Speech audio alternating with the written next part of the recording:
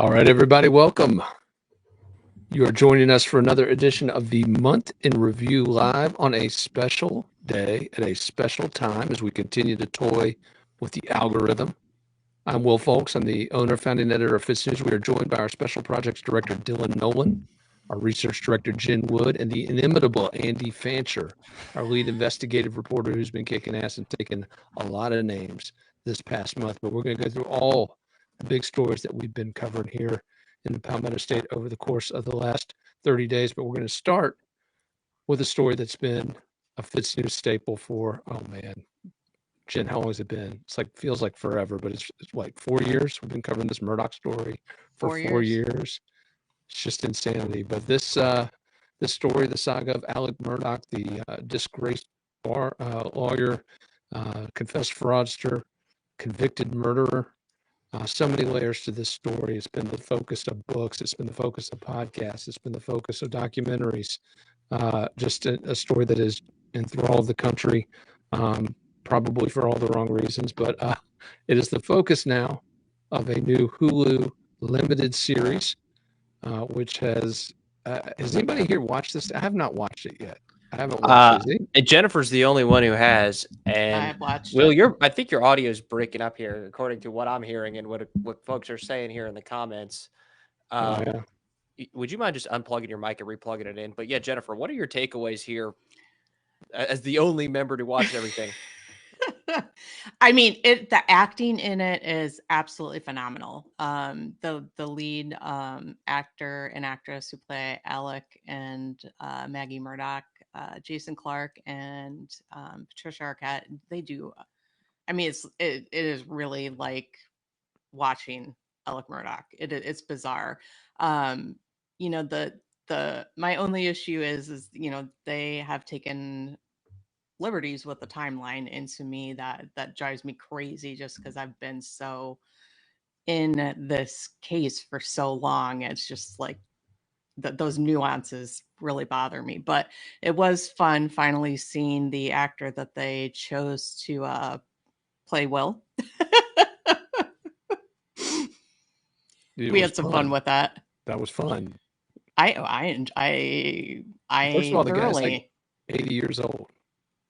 I don't know if I would say he's 80 years old. And his previous acting credits include like old guy, creepy guy.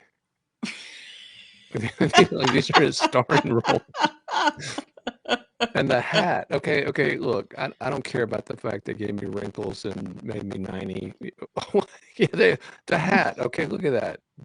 These are very important to me. As anyone who knows me knows, these are 5950 fitted new era hats that I get them specially made in the USA wherever possible.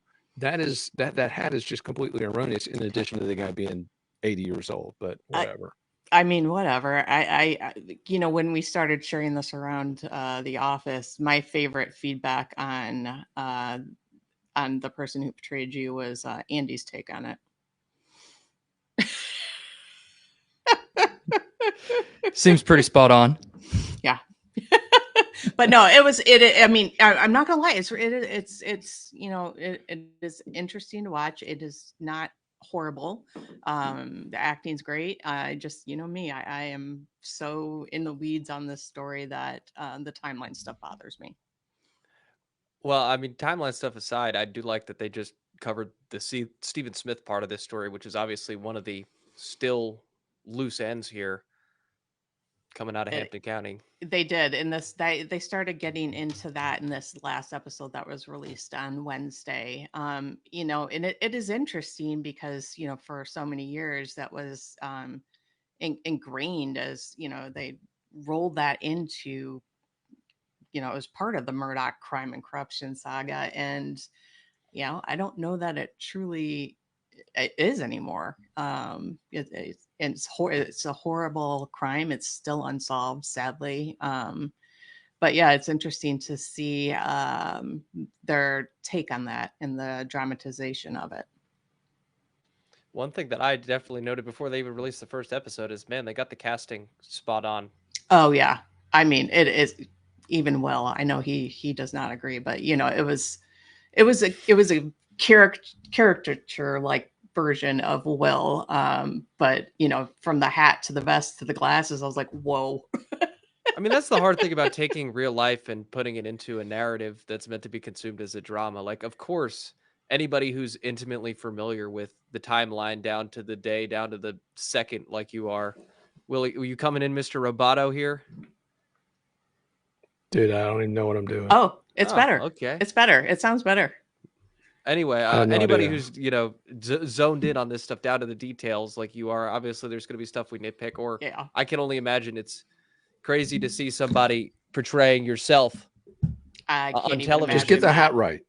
Just get the I hat love how right. Will's. That's the only thing that Will's really That's got all to I be care spotted about. Lie about me, make me 50 years older. Just get the hat right. But yeah, we are noticing, Jennifer. Of course, we saw an uptick in traffic on our content about Murdaugh's alleged drug smuggling ties when the beginning of the series came out. We're now seeing an uptick in viewership on our old posts about Stephen Smith. And I think you wanted to let folks know that you have another treatment coming on the drug smuggling front.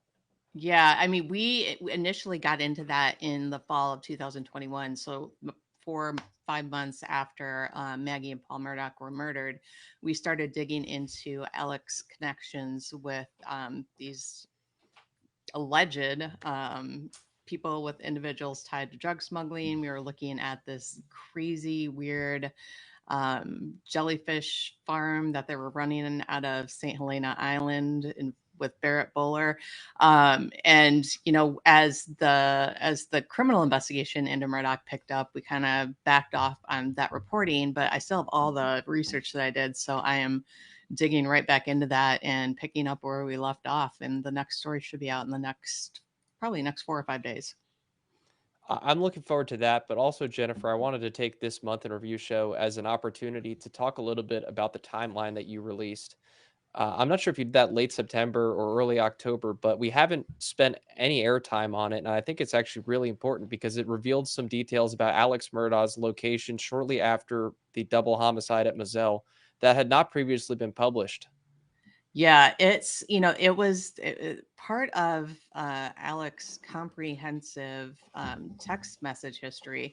In the SLED timeline that they presented to the jury during the trial, they only presented, the day of the murder to, the day after. And I started looking at the data that we had received and realized that there was a lot that was left out that I thought was really interesting, including these text messages that came the day after the murders. So Alec was going to meet up with some individuals the evening of July 8th, which was the day after the murders. And they were trying to connect with. I thought it was just interesting, the wording that was the phrasing that was used. I know the timing sucks, but I'm gonna need you to get me some more. And then they were trying to reach a number and not successful. And it, in the text it said, I got a hold of her. It seems like she changed numbers. And I always wondered who that was. And I started doing some reverse searches on numbers, and it came back to the longtime Murdoch housekeeper who, if you watched the trial, everybody saw her testimony, Barbara Mixon.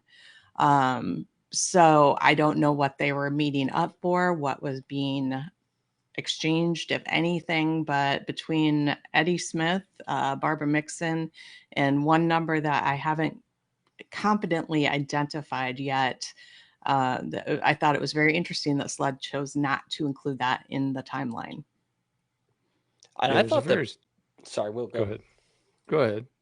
I thought that Barbara Mixon's testimony was some of the most compelling at the trial. So to see this, something that we obviously did not hear from her about on the witness stand, this is revealing. Yeah, definitely. And especially when, I went back and listened to old SLED interviews with Alec, and, Barbara was one of his drug suppliers, according to what he told SLED. So if that's the case, and he's meeting up with Eddie and Barbara the day after the murders, is that something they were looking into? Over the years, when I looked at all of Alec's financial transactions, and we're talking years and years of Excel spreadsheets, he paid Barbara Mixon $278,000 that I could identify. That is a lot of money for housekeeping services. And Well, Jen, the is there timeline. Sorry. Go ahead. Hold on. We're on like a wavelength here. Go ahead. I jumped into the host role, Will, in your absence. I'm too quick on the gun here now. But Jen, do you have anything else in the works here potentially on this timeline aspect? Oh yeah, I mean the timeline. I've got Excel spreadsheets that I'm still weeding through. It's just like the jellyfish stuff. It takes time, but yeah, we are definitely going to keep digging into that. Keep looking at who those numbers belong to, because there are some additional names in there, and they're interesting. Who he was calling in the month leading up to the death. As you know, people have said his life was unraveling, his financial crimes were about to be exposed. Those contacts matter, and nobody's really looked at those yet. Well, as I don't jump down Will's throat with a comment, he takes a nice long draft out of his metal tumbler there. No, I was just going to say that the timeline that Sled put forward during the trial, I think, is something that syncs with a lot of these portrayals that we've seen in pop culture, with whether it's the podcast, whether it's the books, whether it's the documentaries. I mean, everyone has a narrative about this case, and they want two things. They want the case to be over, number one, and number two, they want it to stay within the confines of this narrative that's been constructed. And I just think the problem with that is that when you claim to be a journalist, when you purport to seek facts and truth, you have to go wherever they lead. And one of the things that we talked about on our weekend review last week, Jen and I were talking about when we first started looking into these drug connections. And I think I remember saying at the time that was one of the first times that, scared is not the right word, but that was one of the first times that I ever felt like, okay, we're getting into some stuff that is potentially dangerous, that involves people who are potentially very dangerous, that involves money and power at levels that we really haven't even touched at this point. Murdoch's at that point were kind of like a secondary thing. There's this huge empire that's dominated the Low Country for so long. But Jim, when we started going into those drug connections, it's like, wait a minute, this is a lot bigger than Right. just some fiefdom in South Carolina. Right. And the timing of it all matters. Some of those properties, there were transfers that occurred in May of 2021 that we're going to get into that were tied to that jellyfish operation. So we're talking, right before the murders, there's property transfers going on with that property. We are looking at potentially some very dangerous individuals involved with this. We're looking at people asking Alec for money via text, and this has never been brought up by anybody, in terms of prosecution and investigation, which I think it astounds me. Yeah, it's disappointing. And we're going to talk in our show at length today about prosecutors and law enforcement kind of letting us down. I see Andy, he's going to be all over that. But yeah, it's one of those things where we got to go where the story leads, whether or not it's potentially dangerous, whether or not it breaks out of the established narrative. Those things shouldn't matter. And the thing that I think anyone following this story needs to know is, number one, it's not over. We've got a very credible appeal that's been filed that is likely, at least at the federal level, to result in a new trial. I think there's at least an even money shot of that happening, at least. But then also these broader connections to the story that, again, nobody wants to talk about because it doesn't fit in the box that everybody's making money off of. So anyway, that's my thoughts on it. But Jen, I know that you've talked a lot about, they're not charging Becky Hill yet with these charges related to the jury tampering. In fact, they haven't charged her with jury tampering, which everyone knows. I mean, she's guilty of sin of this, and yet absolutely no charges filed related to that. We've got Curtis Eddie Smith, who is key to this drug connection.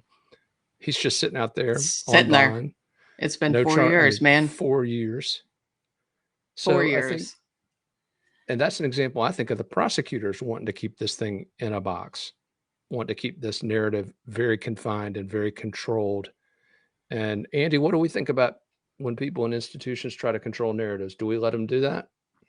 Absolutely, we should entrust them implicitly, and we shouldn't ask any questions. And if we do ask questions, we should be scorned and dispelled from society. Absolutely. Exactly.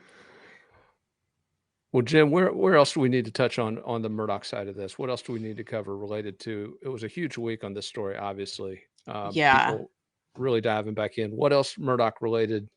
I mean, I think as we look forward to, what we are going to be covering in the future, we are getting back into those drug connections, that broader web of deceit that we had been tracking.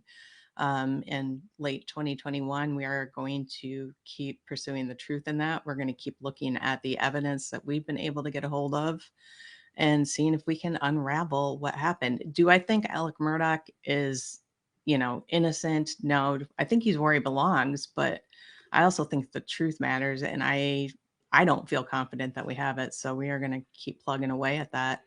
Hopefully we get some news on this pending appeal now that everything's been filed, and whether or not they are going to hold a hearing.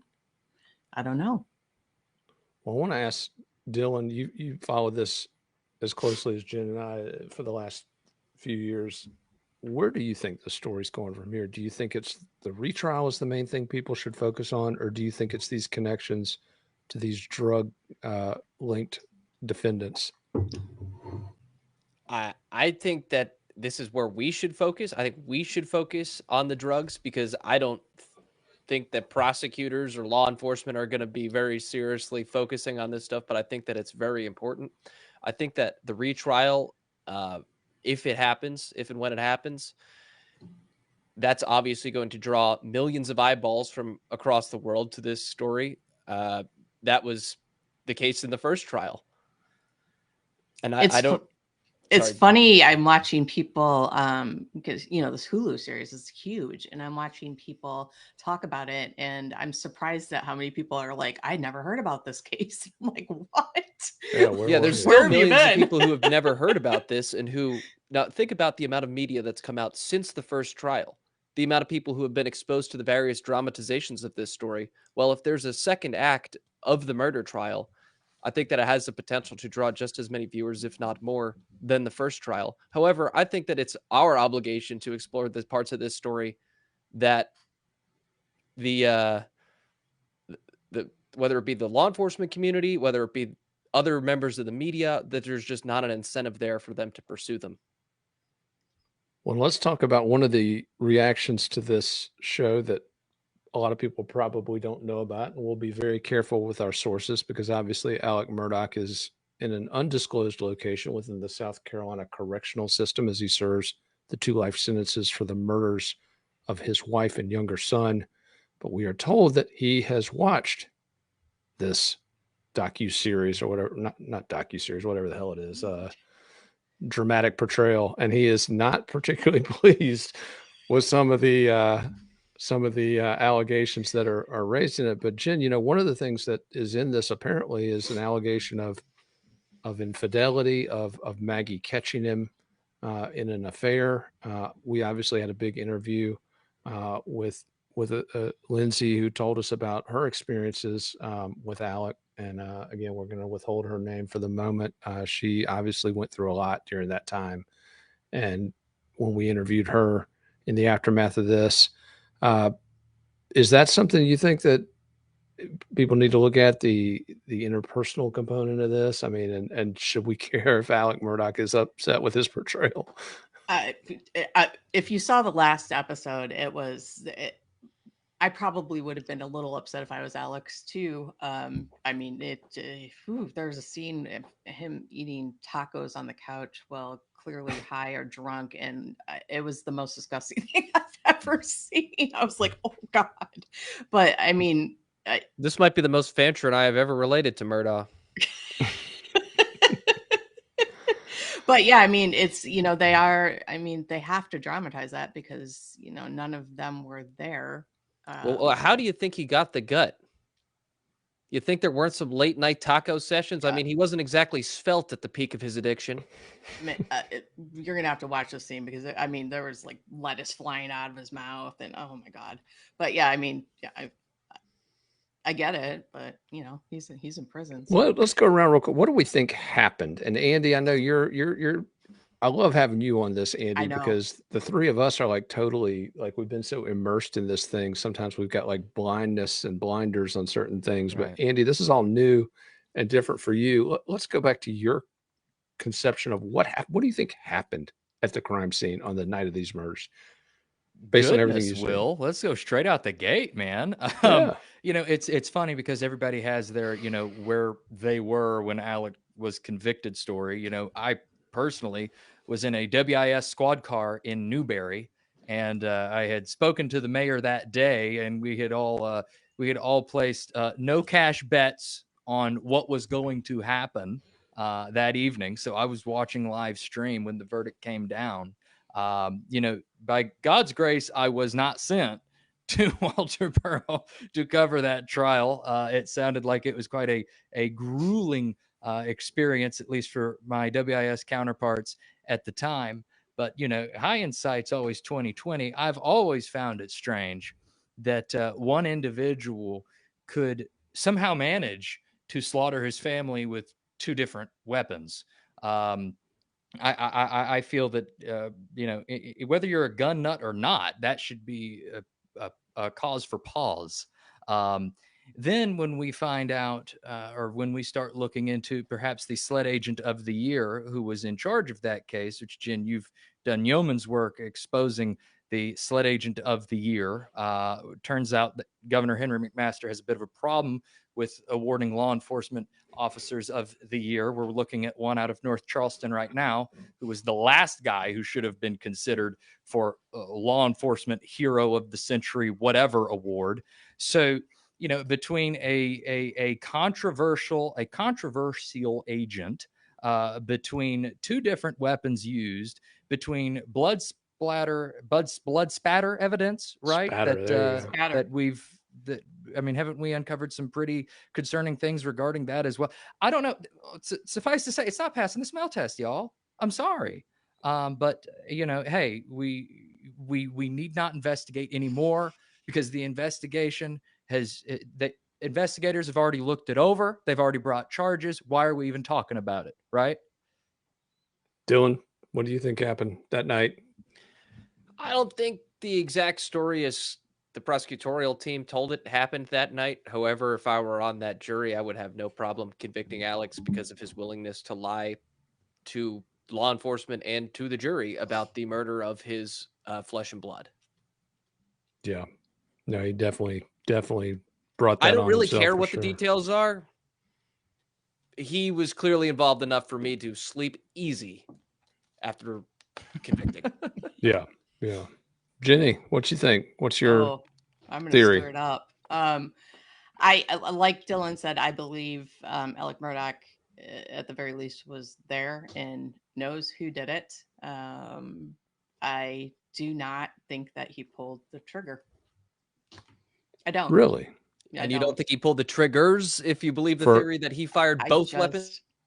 Jen, you don't think he committed either murder? I think it's possible he committed one, but I don't. And the reason I think he hasn't said who did it is because he was worried about Buster's safety.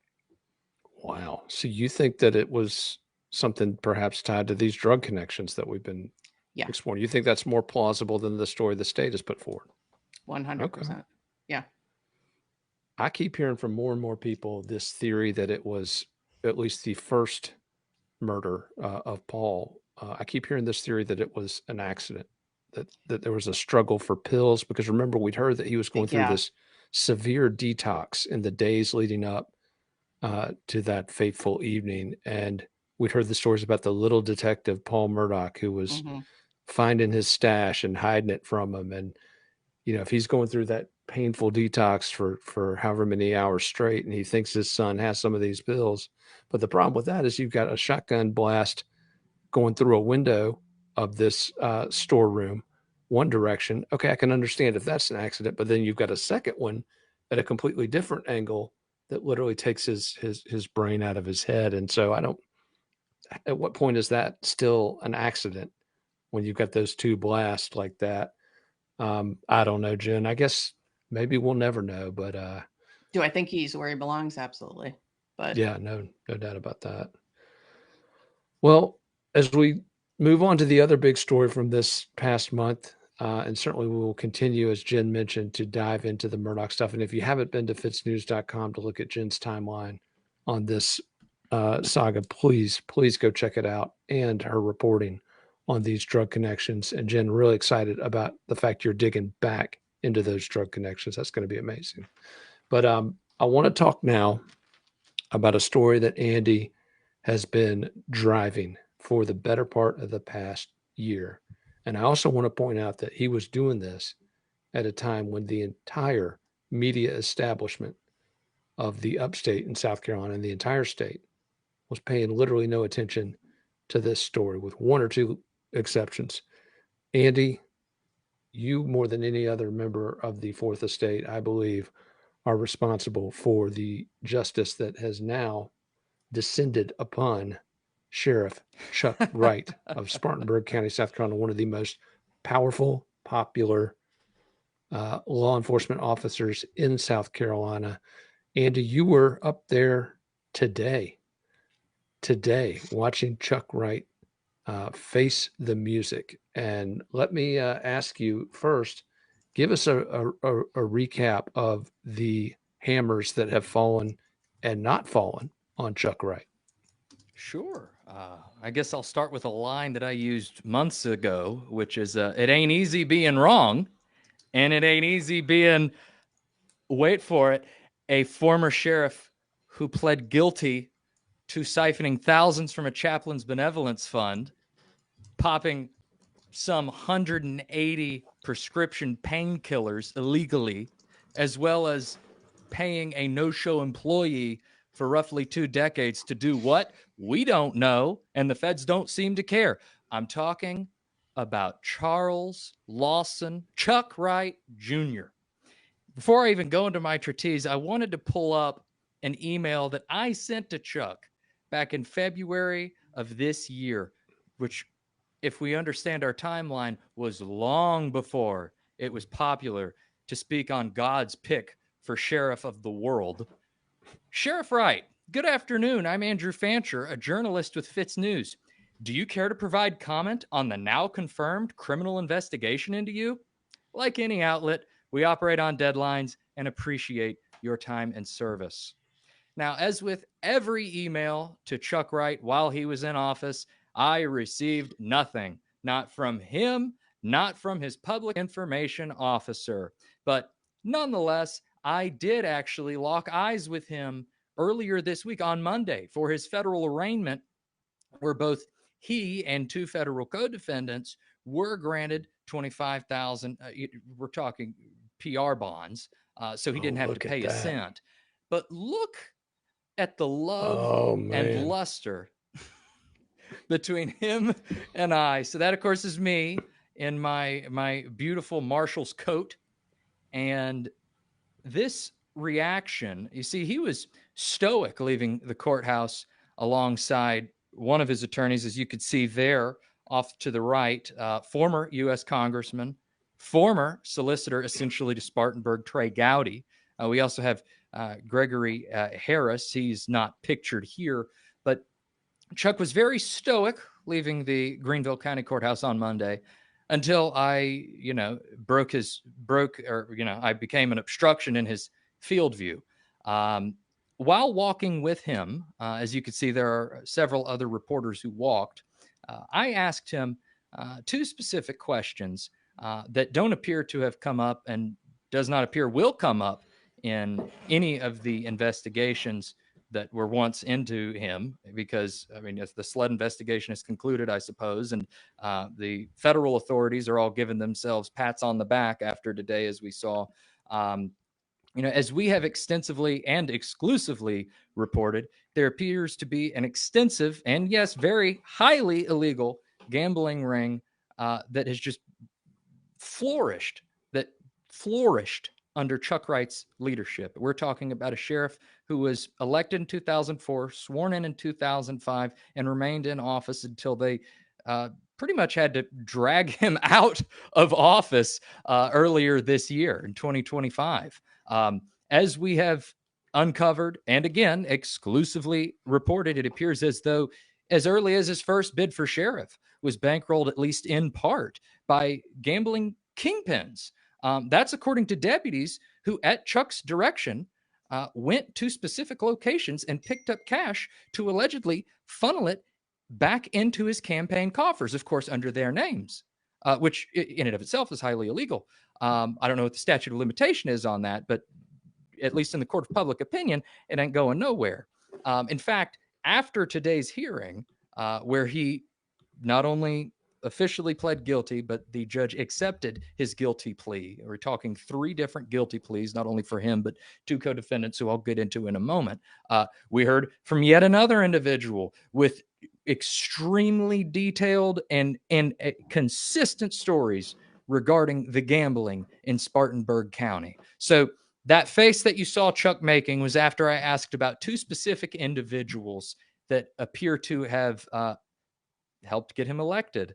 And help is an understatement. Back in 2004, I also asked about the status. If we could pull that up one more time. I also asked about the status of a cold case that his sheriff's office is working. And I will go back to what I say every time I'm on our stream. If you've got any information, no matter how small you might feel it is, I implore you to email me, andy@fitsnews.com. I commend the Rolodex of people who have made this photo possible. We're talking about an armada of past and present law enforcement officers, deputies of the Spartanburg County Sheriff's Office and adjacent law enforcement agencies. We're talking officers from every corner of the state who at one point in time, depending on how long you're in law enforcement, has an absolutely wild and crazy and absurd Chuck Wright story. But getting into what actually happened today, you see, I was a little silent in our first segment because I was still getting all my notes in order here. Federal court and all its promise. We still can't take any recording devices in, so we got to record the old-fashioned way. So what I saw in federal court today was Chuck Wright, as well as his former sheriff's office chaplain, Amos Durham, as well as his former, air quote, code enforcement officer, referred to by federal authorities as a no-show employee because what Lawson Barry L.B. Watson, I already got the photo pulled up. You knew where I was going. What Lawson Barry L.B. Watson was actually doing for 20 years employed at the sheriff's office remains unclear. As I have reported, all right, we are in receipt of internal communication as well as letterheads, from the desk of Mark Keel, indicating that SLED, as early as 2018, was aware of serious concerns involving this man, his title, his authority. And can you guess what SLED did at that time? Because it appears as though they did nothing but acknowledge the certified letters coming in and respond to the emails regarding this man appearing to abuse sheriff's office technology to stalk, berate, what have you, residents of Reedville, where he currently resides in a massive house with an extensive classic car collection in the back. Nothing to look into there, right, y'all? So he pled guilty. L.B. Watson pled guilty to just one count of conspiracy to commit wire fraud to the tune of $200,000. Just one count, right? So that it carries a maximum 20 years in prison, $250,000 fine, as well as 3 years of supervision. There is also restitution involved in that. The second co-defendant, who also pled guilty in federal court today and whose guilty plea was accepted, as I noted, Amos Durham. Now, this is not only a picture of Amos Durham and Chuck Wright, but I decided to blow up Chuck Wright's eyes in this particular photograph, which I believe was taken in about 2023, 2024 at one of his annual prayer breakfasts. The reason I blew up this picture is because I sent it to a former narcotics officer, to a drug, to a DRE here in the state. And every law enforcement officer I sent this photo to said that his pupils were indicative of being high at that time. So nonetheless, we also saw Amos Durham here, all right, who accused of stealing money from the sheriff's office. He's accused of stealing money from taxpayers, and he shows up to federal court in Tom Ford glasses. Just the irony. He pled guilty to one count of conspiracy to commit theft concerning programs receiving federal funds. That carries a maximum of 5 years with a $250,000 fine, 3 years supervision.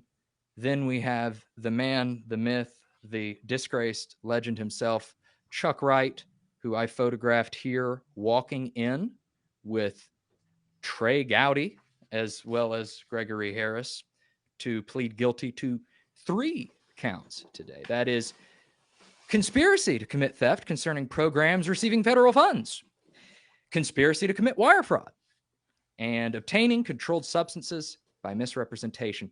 Altogether, that carries fines of up to $750,000, up to 29 years in prison, and up to 9 years supervision, with, of course, restitution that would be decided at sentencing. That, however, is the maximum best case scenario if we want to pop a pill of hopium in this case. My hopium done run out.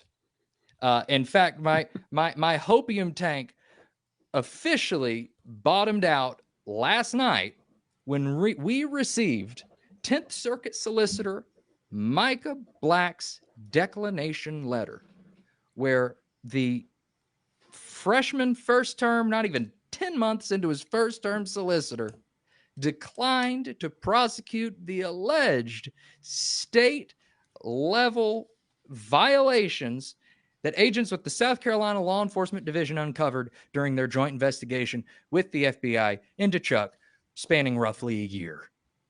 So this is where tell we our are people at what this that time. means, Andy. A declination letter for those who don't understand. Tell them what did Black do? So there are all these.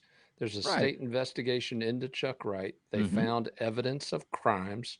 They send it to the prosecutor. The prosecutor Right. recused himself. Sent it to the attorney general. Attorney general sent it to Micah Black. But there's clear evidence that he's committed crimes. Why didn't Micah Black prosecute him? I think to answer that question, we have to take 2 steps back. So, correct. In the state of South Carolina, what the South Carolina Law Enforcement Division does, right, it obviously investigates a crime. And they will work hand in hand with the solicitor over the jurisdiction of that crime. And together they will perhaps determine charges, and the solicitor will ultimately charge, right? So as these crimes occurred within Chuck's own jurisdiction, his solicitor, Barry Barnett, recused himself from charging in that case. Now, we don't know what specific charges there were, and we'll get into that in a moment. So Barnett recuses himself, which means that this hot potato lands on the table of South Carolina Attorney General Alan Wilson. Why am I emphasizing that? Because Chuck Wright previously endorsed Alan Wilson during one of his successful elections for Attorney General. I believe in his campaign ad that when we posted it, got more views than Alan Wilson's announcement for governor. In that video, Chuck talks about how he's known Alan Wilson a long time, that he's got a proven track record with Alan, that Alan ain't going to go easy on public corruption. So this guy, who Chuck has known for a long time, per Chuck, in Alan Wilson propaganda, refers the case. He assigns the case to 10th Circuit Solicitor Micah Black. He doesn't refer to any of the tenured nearby solicitors. He reaches across the upstate and finds this guy. This guy, Micah Black, is subsequently responsible. He is charged with charging the former sheriff as well as Amos Durham, because those two were who landed in the sights of state investigators. Micah Black declined to prosecute, even though, and here, let me pull up this over here, and I'll go into what Micah Black and I talked about in today's press conference. So there's the letter. There's the letter, essentially. Well, not essentially. I mean, there he is. He is declining to prosecute any of the state level violations that SLED might or might not have uncovered during their joint investigation with the feds into Chuck Wright. During the press conference, after the guilty pleas were accepted on all three defendants, we heard from USAO Brian Sterling. We heard from a host of authorities, as well as Micah Black. Micah Black went up to the podium, essentially reiterated his reasoning for declining to prosecute, which is that essentially the feds already got it handled. I mean, I will summarize his 2-page letter to say the feds already got it. And, you know, the federal charges carry greater penalty than state charges. And, you know, it's the same crime. I'm gonna be charging him with the same crime, guys. So we just can't do that. We're not going to. We've never seen that happen before. Alex Murdaugh. Yeah, I mean, Russell Lafitte. Let's talk about the difference here, because, you know, in the Murdoch case, you've got feds and state not only both bringing charges, not only both trying to get the most serious charges and most lengthy sentences possible, they're literally tripping over each other to get ahead of each other to get in court. I mean, it was like a battle to see who could outdo each other in prosecuting Alec Murdaugh. Yet in this case, you got the state basically saying, oh, we're good. Right. And in our article, in the article that we published last night, we quoted law enforcement officers, individuals who were integral to the fall of Chuck Wright, speaking on how they feel about that declination. Yeah. I'm not going to cuss on their behalf, but there were quite a bit of profanities. In fact, early returns from within the Spartanburg County Sheriff's Office, you know, the office that all the authorities are patting themselves on the back with arresting the one guy and you know, attempting to, we need to just, we are going to restore the integrity of the sheriff's office. All right, well, the people within that sheriff's office, at least two that I spoke to, they were pissed. They were pissed. They saw that as a proverbial middle finger. So I, during the press conference today, because I'm still gathering my notes, I'm all over the place, guys. During the press conference today, I asked Solicitor Black about at least one state level offense that we know about. Now, that's not based off of sources. It's based off of, stand by, an incident report that sources pointed us to. Now, who knows what all SLED looked at during their years-long investigation into Chuck. We know about this one incident report because sources pointed us in that direction, and then we FOIA'd for it.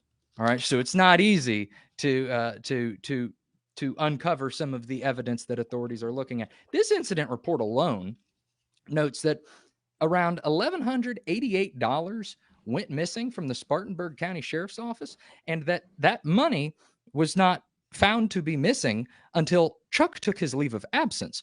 And in the incident report, all right, because this isn't federal money either. All right, this is state money. This is a state level offense. In the incident report, it notes that only a select few people even have access to the bank bag where this money was being stored. And I could read off everybody who has access to the bank bag, or I could save us the trouble and tell you that only one person who had access to the bank bag has been charged and pled guilty to stealing from the sheriff's office. But let me ask you guys Black confirmed, just let me real quick. Black confirmed that there will be no state level prosecution. I asked him that point blank, which means that what I just showed you, what we just talked about, is null and void. Let me ask you guys this, and because we're seeing comments from people. It bothers them too, and I'm glad that people are up on how wrong this is. I mean, and so I guess the question I got to ask you guys is, why do you think they're backing off like this? Why do you think these prosecutors? Why do you think that he was allowed to do this for decades? I mean, this guy's not exactly subtle. The 1,000 and change that Andy's referencing here is like the smallest thing that he's accused of doing. This guy put the South Carolina criminal code on a bingo card to see how many laws he could break. It's like you look through the criminal code and you look at the different sections. He's got one on almost all of them. I mean, the reason that we had to wait decades for the feds to come in and break this up, and why the state is not doing anything, I don't think it takes a genius to put that together. But are they breaking it up? And I think this goes back to what Jen and I were talking during the Murdoch segment about. There's this whole larger criminal component to that story that's being just completely ignored. No one's looking into it in the press. Sure as hell no one's looking into it from a prosecutorial side. But here we have in the Chuck thing, Andy was talking about it at the beginning, the gambling connections, some of these drug connections to Chuck. Where's that investigation? Where are those indictments? I mean, these prosecutors and investigators are, I mean, I understand. Yeah. Slap on the wrist, baby. He's going to be in and out. I mean, at Chuck's age, and for what we have documented that he has done, there's no reason that he should be seeing the blue sky for quite some time. Yeah. Right. And if it were any of us on this call, if it were any of our viewers watching this right now, I think our mugshot would already have been syndicated by the AP. So, you ask about what we're not going to call it preferential treatment. Whatever we do, we're not going to call it preferential treatment. But what we can call is what Henry McMaster said. And I always go back to this point because the timing is just so awfully rich. As a federal grand jury was being impaneled at the Columbia Federal Courthouse. This is a story that involves 3 different federal courthouses. I'm getting a little tired of leaving my phone in my beautiful sedan to go into courthouses. Nonetheless, as a federal grand jury was being impaneled at the Matthew J. Perry Courthouse to hear evidence against Chuck Wright, Henry McMaster told press that he always knew Chuck Wright to be a good sheriff, that he's fallen on hard times, and that's all he knows. That's all Henry and for McMaster the folks that knows. don't pay much attention to the state's history of attorney generals, he was the attorney general before Alan Wilson. And as I have shared, as attorney general before Alan Wilson, Henry McMaster let an admitted child pedophile previously employed by the Spartanburg County Sheriff's Office walk. Just like this solicitor, a declination letter was sent in that case, and nothing happened, except the taxpayers once again subsidizing that admitted child pedophile's salary because he got another government job and stayed in it for decades. So, apropos of nothing, this is South Carolina. Yeah. Well, and here's our promise, folks. As Jen Wood said in her segment, she's not done. She's not done digging on these bigger connections tied to Murdoch. And Andy, I get the impression you're not done either. I mean, again, it's just reading the press release today from authorities, because we're getting a whole bunch of this. Man, we got him. It wasn't easy. It wasn't easy getting that sheriff to plead guilty to 3. I don't want to call them flyover charges because, I mean, the dude did resign. He resigned amid a federal investigation. The feds brought the ruckus, no doubt. But were they a bull in a china shop on this one? Hell no. Because look at what we've managed to uncover in a less amount of time. I mean, in 6 months, we're talking about multiple. FITSNews alone has identified multiple suspects in at least 3 different cold cases at the Spartanburg County Sheriff's Office. Can I jump in here with one thing? I've seen an interesting comment here. This guy's saying the feds trump state, you idiot. This is normal practice. Yes, it is very normal for state authorities to not waste prosecutorial resources on a case once federal prosecutors have taken it over. However, the interesting thing here is, and then he, denigrates you, calls you a troll, climb back in your hole. Well, Ha, yeah, ha, ha. this But guy is also a friend of Chuck, and this is expected. I with the don't FOCs. really care about this guy personally. Whatever, he can, you know. No, But I mean the FOCs, the friends of Chuck. Clearly, they have a problem reading because we've been kicking stuff out for months now. The days of pleading ignorance on Chuck Wright timed out probably 6 or 7 months ago. That's me being generous. So yeah, that's. But if I may here nor just there. address this point, I think it's really Sure. important to say Donald Trump is a loose cannon when it comes to pardons for Republicans. I mean, we got pictures on our website of Trump mugging with Chuck back before Chuck's downfall. This is why I think Micah made a big mistake by not pressing state charges, because that is the only way to guarantee that these charges even exist at the end of Trump's administration. I mean, Right. if you look at what he Joe left Biden the did door with open.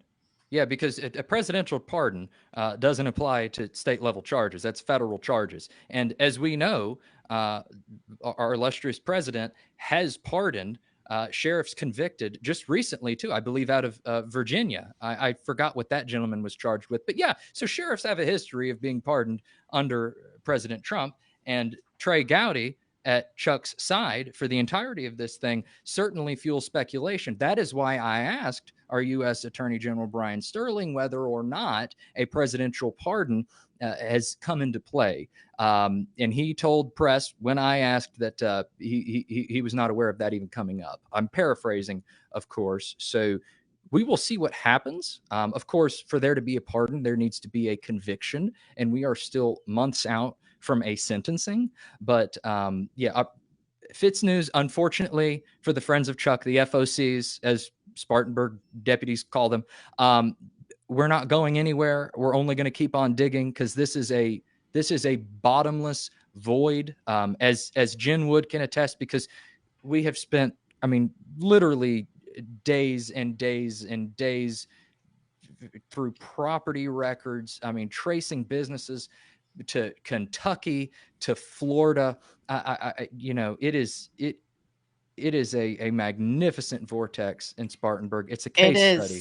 The first time that I have seen that I've researched a story that has felt as bottomless as Murdoch. And it's bad. The things that we are uncovering are bad, to say the least. to say the least, without giving too much away. Right. So if anybody has a VHS player, I still need to figure out what our personal message from Chuck Wright is. So if any of our viewers, we got to go down to Goodwill. Have we asked my husband? Because I feel like that's something my husband would have. Right. Treason doth never prosper, right? Because if it did, correct. we wouldn't call it treason. In Spartanburg, we can't say right anymore. Right ruined it, so it's correct now. Well, I'm not going to give anything away on your future reporting, Andy, just as I'm not going to give anything away on Jen's future reporting on the Murdaugh drug connections. But all I can say is stay tuned, because there are some stories coming that are going to blow this thing back open. And I'm also going to tell you something else.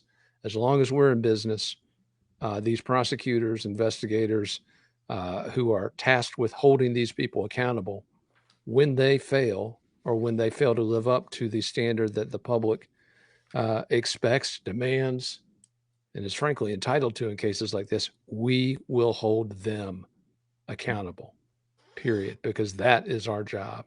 But I want to shift gears. We've got another scandal that received extensive airplay on FITSNews over the course of the past month. It was a scandal that we exclusively reported on multiple developments as the investigation was beginning. It was a lot like the Chuck Wright story. A lot of folks not really following it, a lot of folks dismissing our initial coverage, but we were talking about the story of Howie Knapp, the former director of the South Carolina State Election Commission.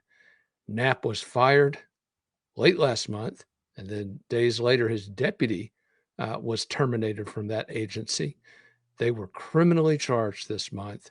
And Andy, you were following this one. Dylan, I know you've been following it. Jen, you've been following it too. This is one that's been all hands on deck covering this. But the story of Howie Knapp and his deputy, Paige Solanich, has been one of the crazier stories we've covered. Now, they have been charged.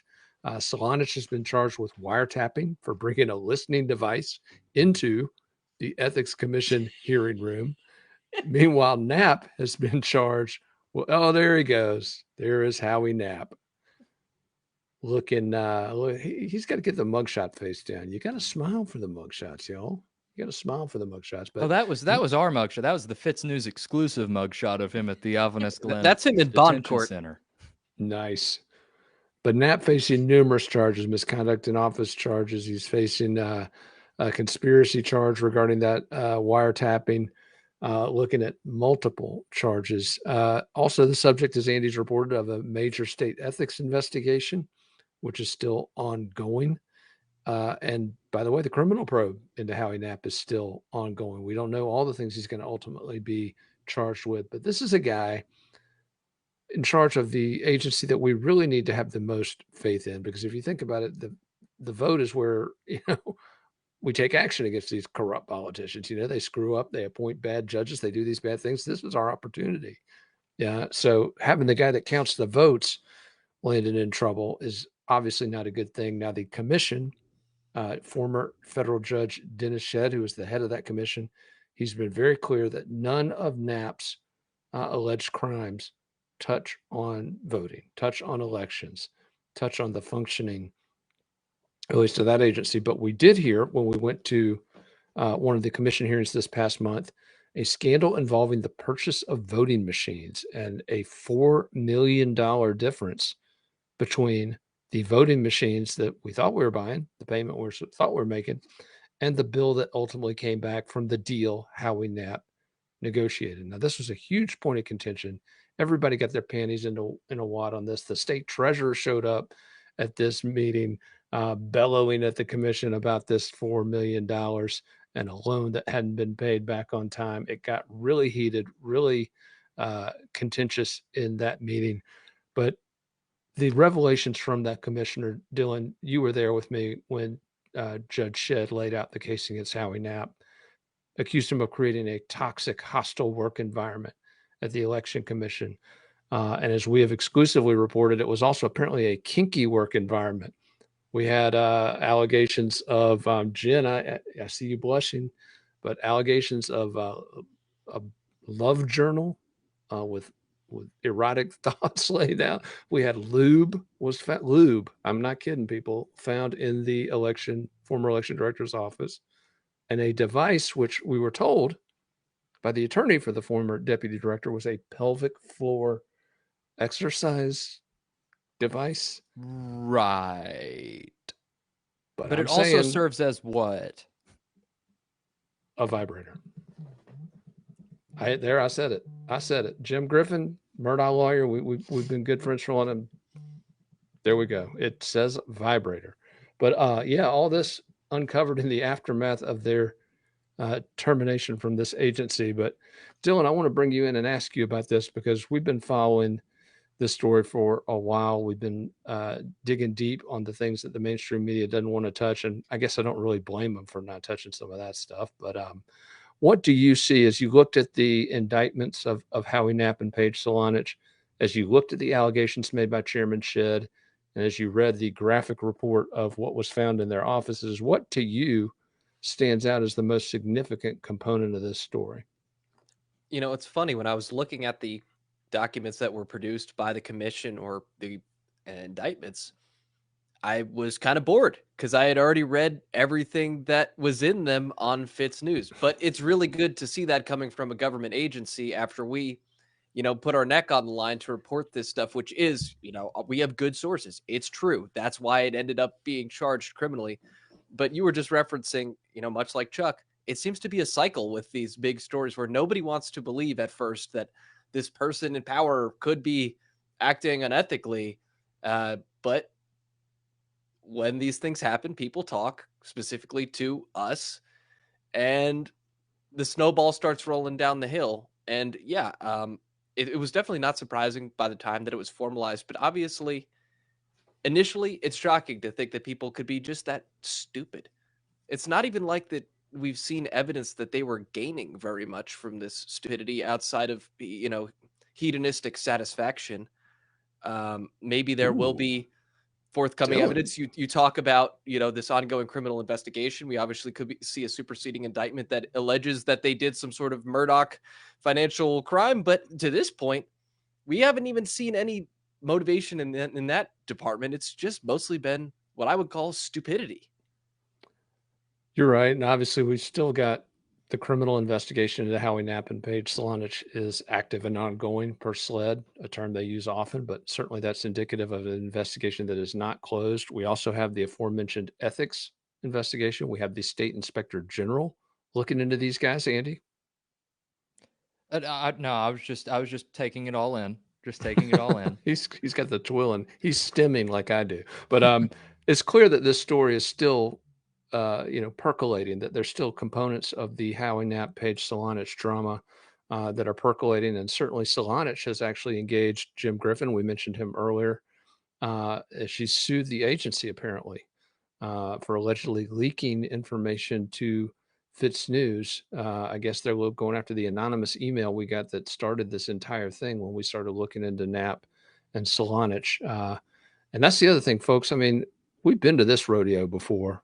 Back in 2017, they came after me, wanted our sources on a story. No, we stood in front of a judge and said, you know what? You want to put me in jail for not giving up a source?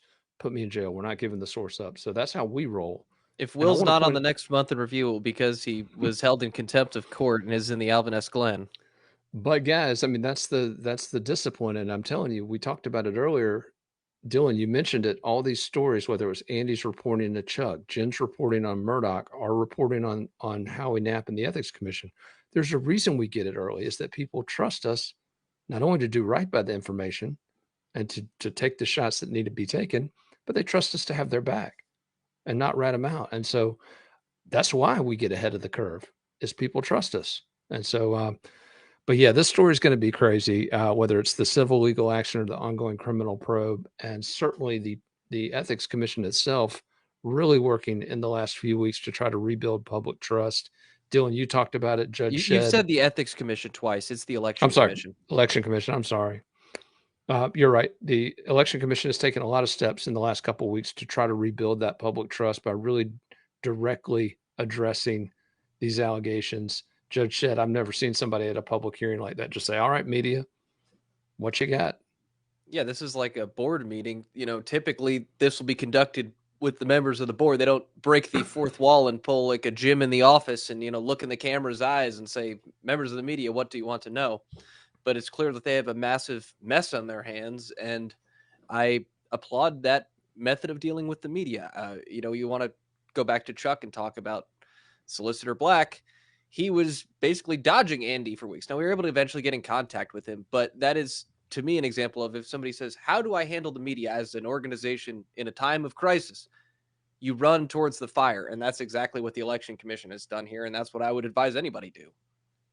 Yeah, and I mean, and we'll listen too. I mean, that's the thing. We'll listen, and not only that, we will turn these microphones over to the very people we criticize to make their case. Paige Solanich wants to send an op-ed in about how we were completely wrong. I don't think that's legally advisable, but I'd read it.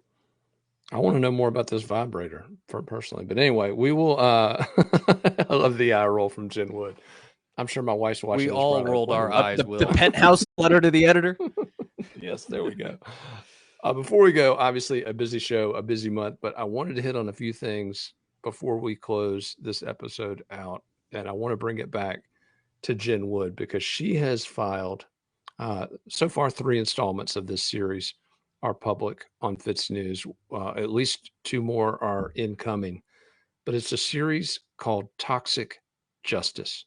And it looks at one of the components of the Palmetto State's notoriously corrupt, self-dealing, incestuous system of, quote, justice. Basically, it's a for-profit racket masquerading as a legitimate court of law. But this series, Jen Wood has dug so deep into it. Jen, tell us real quick about this Toxic Justice series that you've been working on. What docket is it focused on, and what have you uncovered? So this series is focused on the asbestos docket out of Richland County, but it covers the entire state of South Carolina. Former Chief Justice Jean Toll was appointed the lead judge for all cases asbestos related. And it's when we are looking at judicial reform, this is a case study in what is wrong with our system. You know, Chief Justice Toll, we are looking at lawsuits filed against companies that have been out of business for 30 years by plaintiffs' attorneys representing individuals who died of mesothelioma or lung cancer that is asbestos related.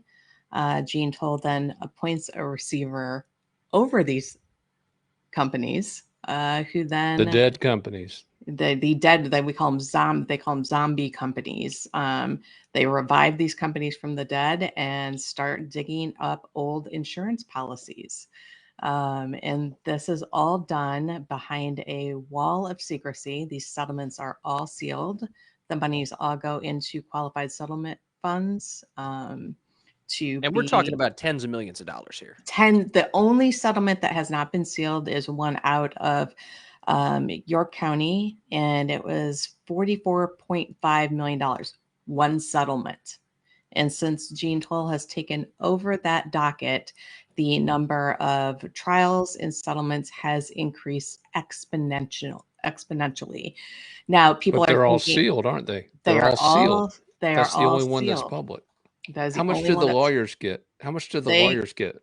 1/3 of that settlement. But in my next article, you will see that the lawyers are now, so the receivers, who include Peter Protopopous, who is a part of the Judicial Merit Selection Committee, and his attorneys. Literally the guy who picks the judges in South Carolina. Correct.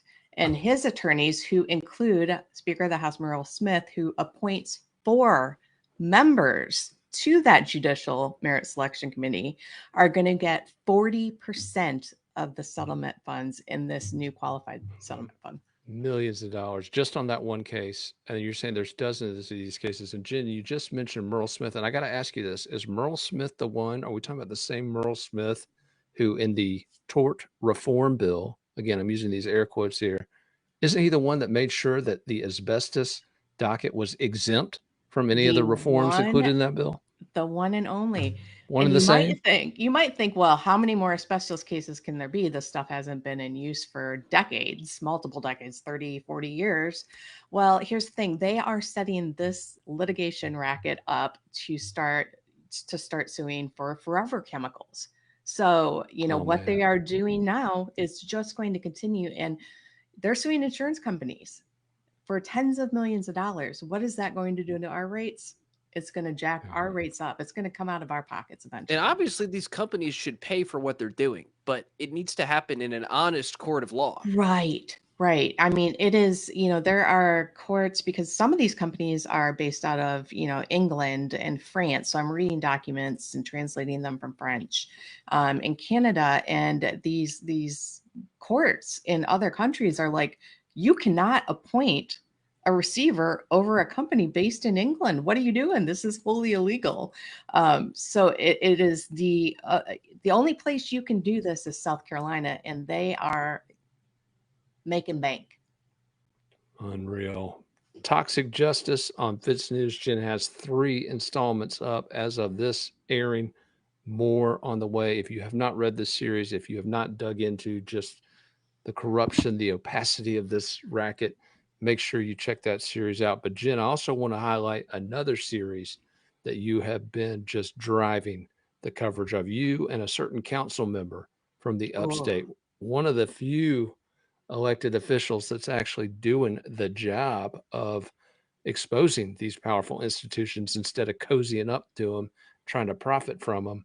A guy named Matt Durham out of Oconee County. He has been on fire exposing Clemson University and their ties to some, let's go ahead and call them shady developers, because one of them is the guy who was working for David Tepper of the Carolina Panthers with the Panthers deal that went tits up here in South Carolina, a massive command economic boondoggle that had egg on the face of Henry McMaster, whose name has been invoked not positively on the show a few times previously.